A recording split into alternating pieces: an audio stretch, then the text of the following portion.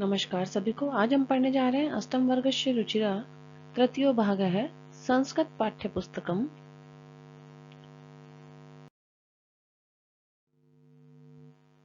कक्षा 8 रुचिरा भाग 3 चतुर्दश है पाठ है आर्यभट्ट है।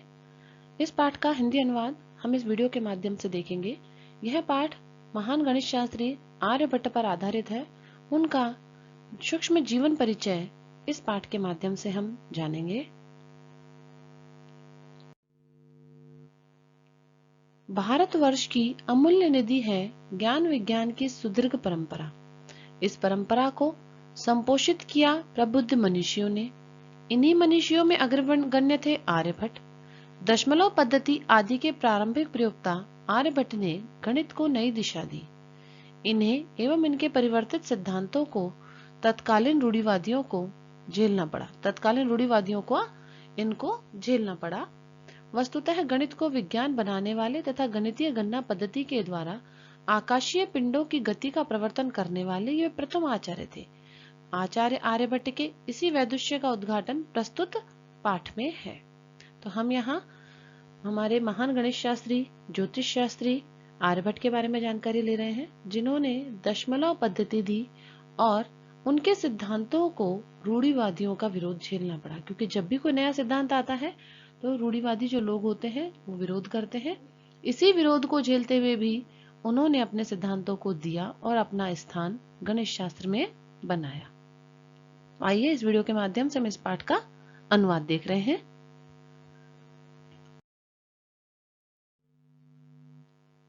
पूर्व दिशायाम उदेति सूर्यः पश्चिम दिशायाम च अस्तम गच्छति इति दृश्यते ही लोके। कि सूर्य पूर्व दिशा में उदय होता है और पश्चिम दिशा में अस्त हो जाता है, यह ही संसार में हमें दिखाई देता है।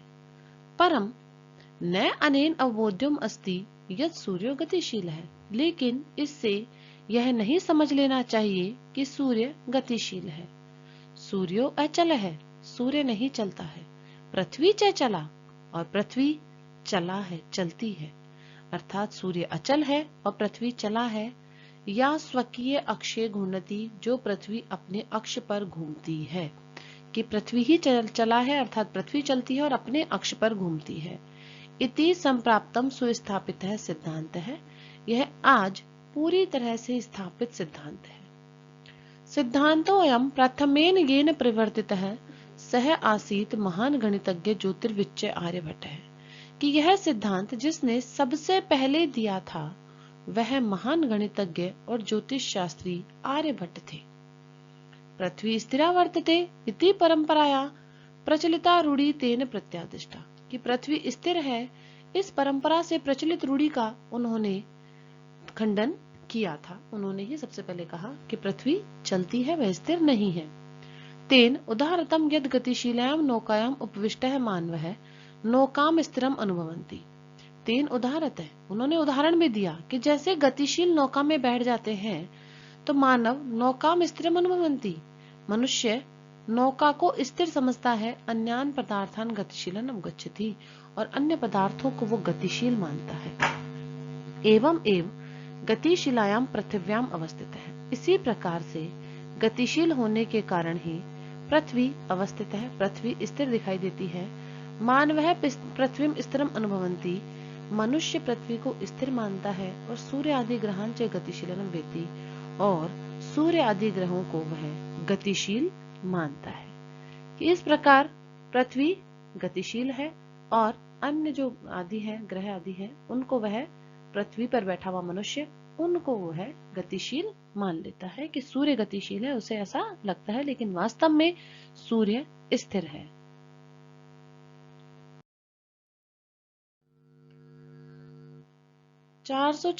तमे ख्रीष्टाब्दे षट् सप्त अत्यधिक चतुर्शततमे वर्षे आर्यभट्ट जन्म लब्धवान इति। कि 476 सन में उनका ईस्वी में उनका जन्म हुआ था। तेने विरचिते, उनके द्वारा ही रचित आर्यभट्टियम इत्यस्मिन् ग्रंथे उल्लिखितम, यह उनके द्वारा रचे हुए आर्यभट्टीय नामक ग्रंथ में लिखा हुआ है। ग्रंथो अयम तेन त्रयोविंशतितमे वयसि विरचितम, और यह ग्रंथ उन्होंने 23 वर्ष की आयु में लिखा था। ऐतिहासिक स्रोतों भी ज्ञायते और ऐतिहासिक स्रोतों से भी ज्ञात होता है पाटलिपुत्रम निक्षा आर्यभट्टस्य वेदशाला आसीत्, क्योंकि पाटलिपुत्र के पास में आर्यभट्ट की वेदशाला है।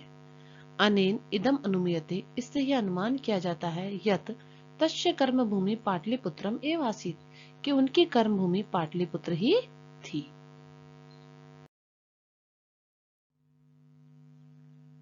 आर्यभट्टस्य योगदानम गणेश ज्योतिषाम संबंधम वर्तते। आर्यभट्ट का जो योगदान है वो गणेश ज्योतिष से भी दिखाई देता है, अर्थात गणेश ज्योतिष में भी आर्यभट्ट का महत्वपूर्ण योगदान है। यथ संख्यानाम आकलनम महत्वम आददति, क्योंकि उन्होंने संख्याओं के आकलन को, संख्याओं की गणनाओं में उनका महत्व दिखाई देता है, कि गणित ज्योतिष शास्त्र में भी संख्याओं की गणना में उनका महत्व दिखाई देता है। आर्यभट्ट है फलित ज्योतिष शास्त्र न विश्वसति, इसमें आर्यभट्ट फलित ज्योतिष शास्त्र में विश्वास नहीं रखते थे। गणित पद्धत्या कृतम आकलनम आधृत्य, गणित पद्धति के आधार पर आधृत आकलन को करके, गणना को कर एव तेन प्रतिपादितम, उन्होंने प्रतिपादित किया यत ग्रहणे राहु केतुक नाम को दानवो नास्ति कारणम, कि ग्रहण लगने में राहु और केतु नाम का दानव कारण नहीं है। अत्र तो सूर्य चंद्र पृथ्वी इति त्रीणि एव कारण ही, यहाँ तो सूर्य चंद्र और पृथ्वी ये तीनों ही कारण है। सूर्यस्य परितः भ्रमत्या पृथ्वी चंद्रस्य पथि का क्रमेण संयोगाद ग्रहणम भवति, कि जब सूर्य के चारों ओर चक्कर लगाती हुई पृथ्वी चंद्र के परिक्रमा पथ पर संयोगवश आ जाती है तो ग्रहण होता है।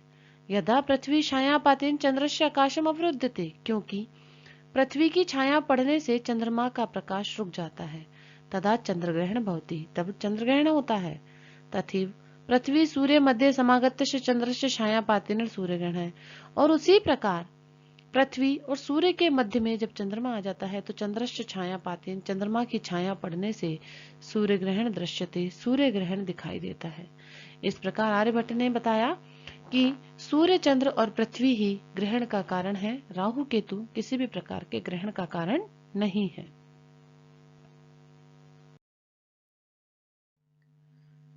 समाजे नूतनानां विचाराणां स्वीकारणे प्राय सामान्य जना काठिन्यम अनुभवन्ति, कि समाज में नवीन विचारों को स्वीकार करने में प्राय सामान्य जनों को कठिनता होती है। भारतीय ज्योतिष शास्त्रे तथैव आर्यभट्टस्यापि विरोधम अभवत्, भारतीय ज्योतिष शास्त्रियों में आर्यभट्ट का भी विरोध हुआ। तस्य सिद्धांता उपेक्षिता, उनके सिद्धांतों को उपेक्षा की गई। सह पंडित मान्यानम उपहासम पात्रम जातम, वह पंडितों के बीच उपहास का पात्र बने। पुनरपिश्य दृश्य दृष्टि कालातिगामिनी दृष्टा, लेकिन फिर भी उनकी जो दृष्टि थी वो काल से परे अर्थात दूर तक सोचने वाली थी। आधुनिके वैज्ञानिके तस्मिन् तस्य सिद्धांते समाधानम प्रकटित है, आधुनिक आज के वैज्ञानिकों ने उनके उन सिद्धांतों को आदर प्रदान किया। अस्मादेव कारणात् अस्माकं प्रथम उपग्रहस्य नाम आर्यभट्ट इति कृतम्, और यही कारण है कि हमारे प्रथम उपग्रह का नाम आर्यभट्ट रखा गया। वस्तुतः भारतीय गणित परंपरायाम अथ च विज्ञान परंपरायाम असो एक शिखर पुरुष आसीत्, वास्तव में भारतीय गणित परंपरा में और विज्ञान परंपरा में यह एक शिखर पुरुष रहे थे।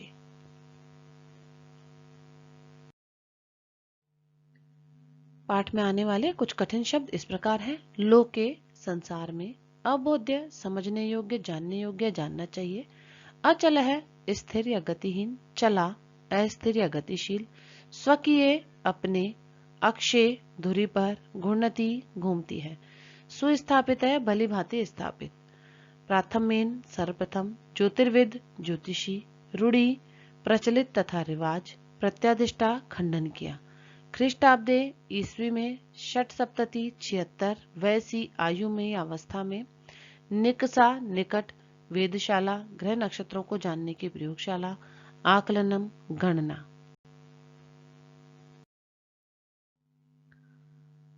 आदतति, रखता है। भ्रमंत्या, घूमने वाली की, घूमती हुई की। छाया पातेन, छाया पड़ने से। अवरुद्धते, रुक जाता है। अपरत्र, दूसरी ओर। अवस्थित है, स्थित। विश्वसति, इसमें विश्वास करता था। प्रतिरोधस्य, रोकने का। पंडित मान्या नाम, स्वयं को भारी विद्वान मानने वालों का। कालातिगामिनी, समय को लागने वाली। धन्यवाद है। इसी के साथ इस पाठ का अनुवाद यहाँ समाप्त होता है। नमो नमः।